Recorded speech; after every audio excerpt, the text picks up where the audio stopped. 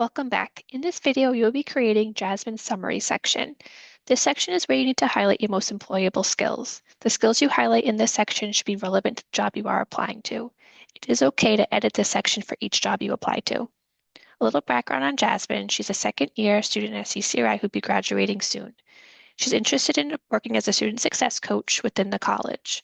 While she was a student, she worked in the tutoring center for a year, where she tutored students in writing and math. While she was there, she gained many transferable skills she can use as a student success coach. In the summary, we want to highlight those transferable skills as well as her technical skills.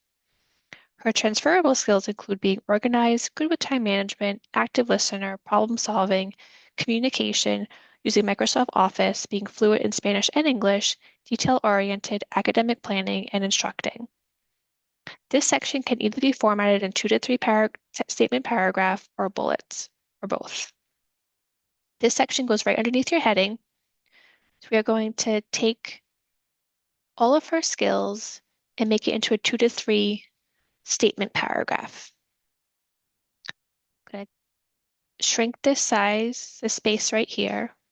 So the summary should be in the middle, should be bolded.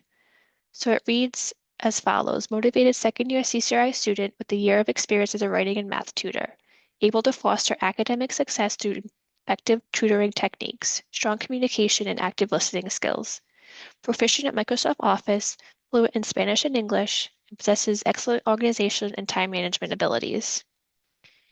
If you wanted to use bullets, you can take all of her skills that are most relevant and create a bulleted section. So for this, list them like I did here, highlight them, and you can make them into columns. And then you just have to adjust the margin so they look even. You can leave them as that. You can put bullets, which you might have to readjust your margins for.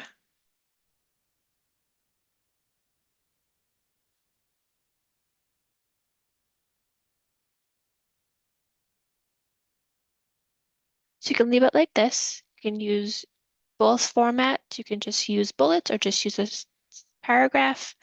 For this example, we're going to take out the bullets and just stick with her summary section paragraph.